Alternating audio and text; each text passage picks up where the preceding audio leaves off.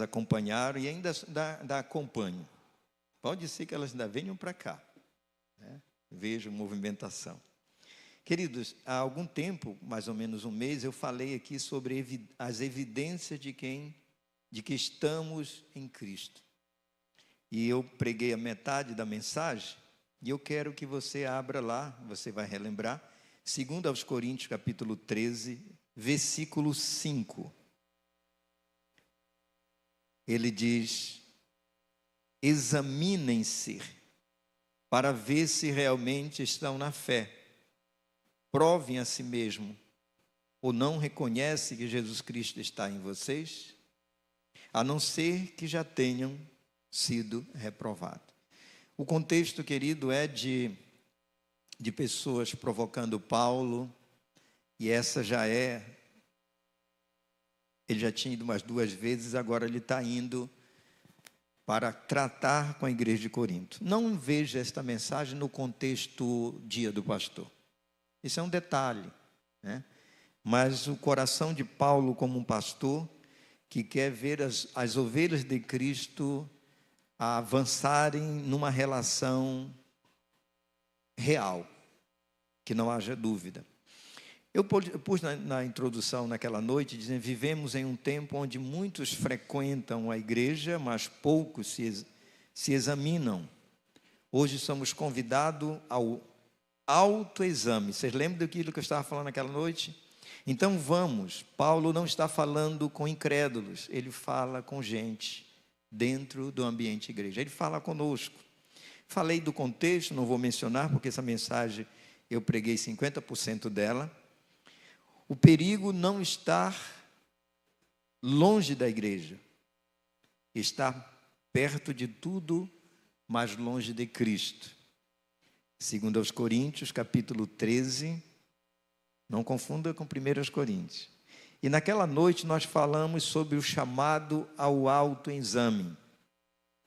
Examinem, prove, reconheçam. Isso implica fé, poder. Fé pode ser falsa. Vida cristã pode ser superficial. Segurança espiritual pode ser ilusória.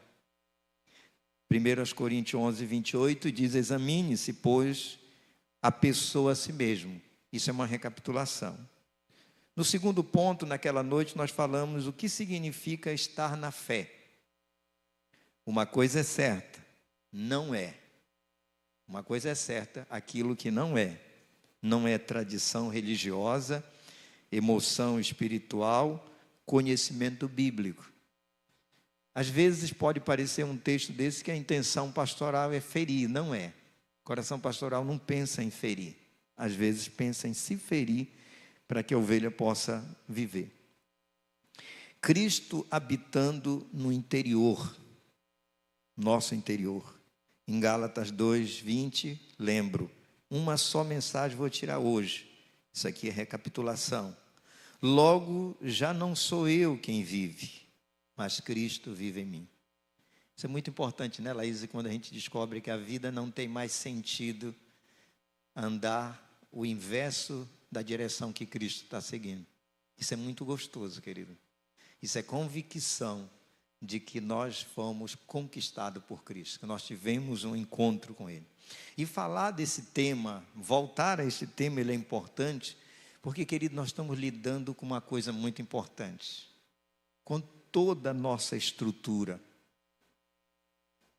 a nossa relação com Deus, nós fomos criados à imagem e semelhança dEle, para um propósito com Deus. A vida cristã não pode ser uma tentativa de acerto, ela precisa ser uma convicção de um encontro real para sempre. Não vivamos com a expectativa: será que o meu nome está escrito no livro da vida? Ontem, quando cheguei no seminário, eu pensei que eu tinha... O Lemuel foi comigo, conheceu ali o ambiente acadêmico, me convidou para andar, queria andar comigo, então vamos para Belém, né? E eu procurei o meu nome na lista, não estava. Encontrei um outro Benedito, não. Benedito Meia Ferreira. Professor Ulicélio, pode ser que o senhor fez a inscrição e não concluiu. Foi exatamente isso. Eu ia querer incluir na minha inscrição o do Lemuel, depois mandei o link para ele e se inscreveu. Mas que sensação ruim não estar na lista, né? E eu tinha um volume imenso de livros lá que seriam doados para aqueles que estavam feita a inscrição. Vou ficar fora. Mas, querido, uma lista de um café da manhã com pastores e liderança é muito pequeno de uma lista chamado livro da vida. A vida cristã não é uma possibilidade, uma probabilidade de que o meu nome vai estar ou não, o seu nome, por isso é sério, é a vida eterna, amados irmãos. Ainda que pareça que é uma forma de agredir, não é, a palavra não agride, a palavra cura as feridas. Como alguém chega a Cristo foi a lição daquela noite, por meio da revelação da palavra de Deus. Romanos 10:17, eu dizia naquela noite para vocês, e assim a fé vem pelo ouvir, e ouvir pela palavra de Cristo. Deus se revela através da palavra de Deus, por meio da convicção de pecado. A palavra nos fere, mas também nos alegra quando descobrimos que Cristo morreu por nós. Por meio da convicção de que somos pecadores. Não adianta inventar estratégia para alcançar o homem, a não ser que seja uma estratégia para que o evangelho seja pregado. Mas é preciso ter convicção de que somos pecadores. O Espírito Santo nos convence que somos pecadores. João 16:8 diz: quando vier, convencerá o mundo do pecado, da justiça e do juízo. O pecado deixa de ser normal e surge um quebrantamento. Semana, o Manancial teve uma meditação, acho que alegria na tristeza, né? E eu lembrei do Salmo 51. Davi, como todos nós, também pecava. Ele não era pecador porque pecava. Ele pecava porque era pecador. Mas Cristo interviu na vida de Davi. E ele produziu belíssimos salmos, destacando o Salmo 51. É lá que mostra aquilo que agrada a Deus. E o que vem a ser arrependimento. Eu citei naquela noite metanoia, mudança de mente, mudança de direção. Acontece isto. Meu propósito era tão pequeno, tanto quanto meu tamanho. E Deus mudou. O que é um carro? Um veículo para a gente caminhar. Mas o meu sonho era um carro. Vinha morrer em Castanhal para ter um carro velho. Mas quando encontrei o Rei dos Reis, ou melhor, quando Ele me encontrou, Ele matou esse velho sonho. Não que carro não seja importante. No tempo certo Ele deu bicicleta, deu moto, deu carro. E tem um ali que Deus tem nos dado para usar. Porque pela graça vocês são salvos mediante a fé. Isto não vem de vocês, é dom de Deus. Não vem de obras para que ninguém se glorie. Naquela noite nós falamos na quarta lição o que acontece na salvação. Quando eu terminar a recapitulação, já terminei a mensagem. João 3,3 diz: em verdade lhes digo, quem não nascer de novo não pode ver o reino de Deus. Você consegue lembrar daquela noite? O que estava no meu coração? O perigo de nos tornarmos religiosos. O período de caminharmos para o tempo da primeira igreja, nesta convicção: faço parte da primeira igreja batista de Castanhal, qualquer outra igreja batista, ou qualquer outra denominação. Isso é perigoso, isto é consequência. Ser membro de uma igreja é porque somos filhos de Deus. Nessa unidade falamos da justificação, lá em Romanos 5:1. Justificado, pois, mediante a fé, temos paz com Deus por meio do nosso Senhor Jesus Cristo. Naquela semana tinha sido tratado, eu lembro, a Dani, foi a sua primeira aula, não foi? E ela abordou esse tema sobre a justificação. Isso é um termo do direito, queridos. Né? Um juiz pode justificar alguém, ele pode dizer, você é culpado, mas a partir de agora você não é mais. Não há provas. Querido, justificação é ser declarado por Cristo, não porque não somos pecadores, mas porque Ele morreu como pecador por nós, não sendo pecador. Justificado, pois, mediante a fé, temos paz com Deus por meio do nosso Senhor Jesus. Querido, paz é o árbitro de Cristo em nós. Cristo habita no crente, nós precisamos ter essa certeza. Colossenses 1:27 diz: Cristo em vós, a esperança da glória. Se Cristo está em mim e de fato está em ti também, nós temos convicção, não é uma esperança sujeita a um fracasso, é uma esperança, é uma certeza, é algo que nós já temos quando ainda não alcançamos a glorificação. Você foi declarado sem culpa, porque o justo foi declarado culpado no teu lugar e no meu lugar. E finalmente, evidências que Cristo está em nós. Sabemos que o conhecemos se guardarmos os seus mandamentos. Quais são essas evidências? Luta contra o pecado. Meu irmão e minha irmã, você está lutando contra o pecado? Não levanta a mão. Você está lutando, isso é evidência de que você tem Cristo habitando em você. Ele mora em você. Ele é Senhor da sua vida. Ele não é mero salvador. Ele é o dono, aquele que dirige a minha e a sua vida. Se você luta contra o pecado, continue, porque eu também luto diariamente. A minha mente prega peças para que eu tome decisões que podem se tornar frustradas. Não falo porque sou pastor. Amor por Deus. Você ama a Deus? Levanta a mão. Você ama a Deus? Sabe por quê? Porque Cristo está em vós. Há uma transformação progressiva. Você não pode olhar para o outro. Será que eu estou mais santo do que o outro? Não. Olha para o que aconteceu semana passada. Consegue ver como era o início da tua caminhada, com uma vontade de, usando a expressão exagerada aqui, uma hipérbole, louca.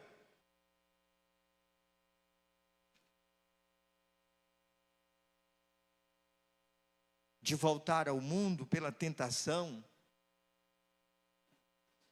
Mas é Cristo em nós. Eu lembro que eu levei um tapa tão grande sem uma mão tocar em mim. Uma mulher muito honrada, que guardo na memória. Fui visitá-la e eu tinha naquela semana dito para Deus, de joelho debaixo do chuveiro, eu tinha dito para Ele, está aqui. Eu tinha dito para Ele: Senhor, o Senhor pode me levar? Eu não quero mais voltar para o mundo de onde eu vim. E as batalhas estavam sendo cruéis. Eu me sentia que eu estava no fundo de um poço e que Deus não tinha jogado e não permitido que alguém jogasse uma corda para eu subir. A sensação que eu tinha que cavar com as mãos aquele poço artesiano, poço boca larga, cavando para colocar os pés, cavando para poder subir. Deus lapidando, a coisa era pesada, mas o desejo progressivo de transformação me levou a dizer: Senhor, não me deixa permanecer e cair, me leva contigo. E eu pensei que eu estava agradando. Fui visitar uma pessoa querida em Belém, disse: tia, como é que a senhora está? Já de idade ali, talvez por perto dos 70, 80, 85, não sei. Mas é nítida, com muita cautela, com muita, eu diria, paz no coração. Disse: filho, perguntei, como é que a senhora está, tia? Ela não é minha tia. O meu pai poderia ter chamado de tia. Eu não sei que relação existia, mas há um sangue, não sei, distante. E ela disse: filho, não tínhamos tanta aproximação. foi no bairro do Telégrafo visitá-la. Ela disse: eu estou doente, mas eu não posso pedir para morrer. Um jovem, talvez de 18 a 20 anos, não sei o ano exato. Foi a maior lição de que Deus sabe o que passa pelo nosso coração. Eu não falei isto, eu falei silêncio com Deus. E ela ouviu, porque o Espírito Santo que habita em mim, habitava nela também. Nós estamos falando de transformação progressiva. Não se trata do progressismo da área de política, não se trata disso. A ideia de que você vai crescendo no relacionamento com Cristo deve ser assim. Também outra evidência é desejo pela palavra. Não sei se você já chegou assim às 18 horas depois de uma lida e a tua alma pede para que você leia. Talvez você saiu de casa e não teve tempo, ou não priorizou, ou não priorizamos. E à tarde a alma clama com desejo da palavra. Isso é prova de que Cristo habita em nós. Luta contra o pecado, amor pela pessoa de Deus, transformação que vai acontecendo dia por dia. Você vai ficando mais bonitinho, mais feliz, diminuindo as batalhas? Não, vão intensificando e refinando. E desejo pela palavra. E a lição para vocês hoje, que eu não preguei naquela noite, é o perigo da reprovação. Reprovação não é para quem está em Cristo Jesus. É para quem pensa que está em Cristo Jesus. Por isso, esta mensagem é a mais importante de todas que eu preguei na minha vida. Porque nós estamos nos autoavaliando. Nós precisamos olhar para nós e dizer: como eu estou vivendo como uma ovelha de Jesus? O perigo da reprovação, Mateus de 7 a 22, de 22 a 23, vou destacar apenas parte desses 2 versículos. Muitos naquele dia vão me dizer: Senhor, Senhor. Então lhes direi claramente: nunca conheci vocês. Vocês vão pensar que naquela noite eu tinha pregado sobre isso. Não, eu apenas fiz a referência que voltaria a pregar. Não basta parecer, é preciso ser. Havia uma propaganda de um shampoo que não era shampoo. Era shampoo e faz muitos anos, não vou nem dizer, porque alguns vão pensar já que eu não digo, mas faz parte do meu bolso aqui. Não escrevi, mas faz. Parece, mas não é. Como era o nome dele? Ah, você é da minha geração. Querido, você talvez não é o que parece. Você é o que você tem na essência. Você é filho de Deus. Ainda que o diabo diariamente esteja dizendo para você: você não é, você é um miserável, você é um fraco. Olhe para ele e diz: miserável é tu que está condenado, porque o meu Jesus morreu por mim. Eu sou filho dele. E concluindo a pergunta não é: você vai à igreja? Você conhece a Bíblia? A pergunta é: Cristo está em você? Mas a pergunta não é correta. A pergunta é: Cristo está em mim? Porque eu não estou aqui para avaliar nenhum de vocês e nem vocês estão para avaliar. É autoexame. Neste autoexame nós encontramos, queridos, essas evidências. E eu sei que você encontrou. Se não encontrou, nós podemos voltar às 4 leis espirituais. Queridos, por que é necessário pregar essa mensagem? É porque é muito sério a vida com Deus. Vocês ouviram uma postagem de uma jovem de 20 e poucos anos que foi praticar um esporte, jump, algo mais ou menos assim, e esqueceram de amarrar a corda. Oh, querido, eu senti a dor daqueles homens e a dor da família. Isso pode acontecer com qualquer um de nós, cometer o erro de sair com a porta aberta do carro, colocar o capacete e não apertar aqui embaixo, achar que deixou a porta fechada. Eu não acredito que aqueles homens fizeram o propósito. Não acredito. A falha humana. Nós somos sujeitos a falhas, com palavras, com atitude. Aquela jovem, todos eles acreditavam que ela ia passar por uma experiência, não sei quantas vezes, vou ver mais sobre isto, e se lançar, que deve ser uma experiência grave. Vai lá embaixo e daqui volta. Que sensação. Acho que sobe tudo aqui dentro e volta novamente. Às vezes a gente está fazendo uma viagem missionária, a gente pergunta, você quer com emoção ou sem emoção? Alguns dizem, sem emoção. Né, irmão Pedro? Cristo está em mim. Concluo dizendo, examine-se hoje.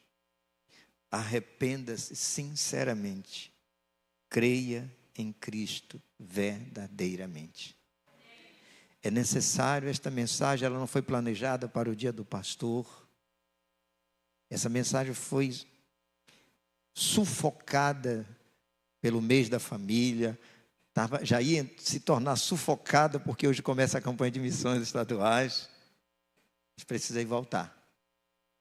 Queridos, nós já passamos por fique de pé, inúmeras experiências da religião por onde passamos. É muito importante a gente perceber claramente de que experiência religiosa não significa ser experiência com Cristo. Nosso encontro precisa ser arrebatador, porque arrebatador foi a morte do meu e do teu Salvador. É muito perigoso, tal qual, mais perigoso do que aquela jovem que foi lançada. Lá eles lançaram.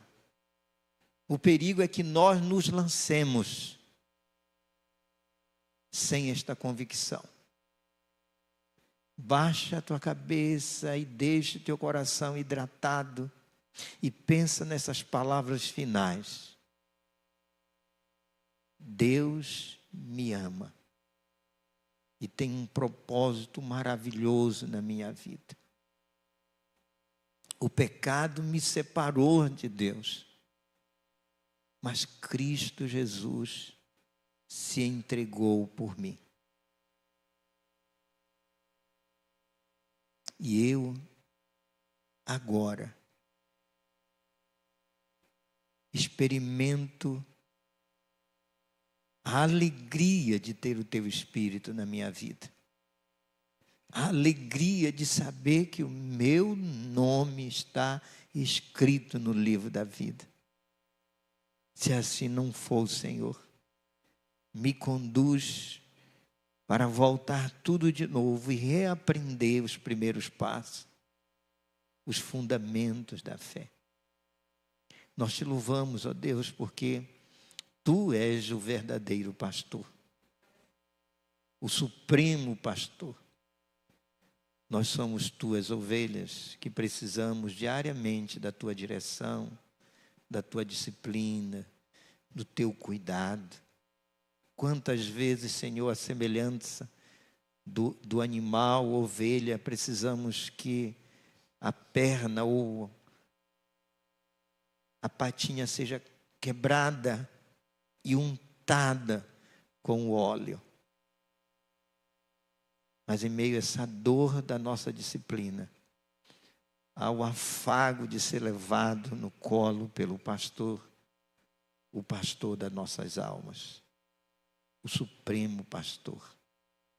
Obrigado, Senhor, porque estamos em Ti. Não se trata de nós, se trata do Senhor que nos amou quando éramos Teus inimigos. Tu pagaste o preço. Tu permitiu que a Tua orelha fosse furada como um escravo que não quer sair da casa do seu dono, mas permanecer obediente como parte dessa família. Te louvamos no nome de Jesus. Obrigado, Senhor, pelo privilégio de fazer parte do corpo de Cristo, a Tua igreja. Obrigado, Senhor, pela Tua palavra. Obrigado, Senhor, pelo carinho de cada ovelha.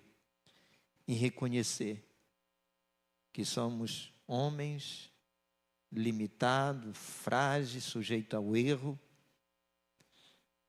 mas contra a nossa própria vontade, Tu nos arrebataste com o Teu poder e disse para nós: não se trata de Ti, se trata de mim. Eu te comprei com o meu sangue. Nós queremos estar no centro da Tua vontade, Senhor, sempre, sempre, sempre. Muito obrigado. Em nome de Jesus. Deus te abençoe. Uma boa escola dominical, viu?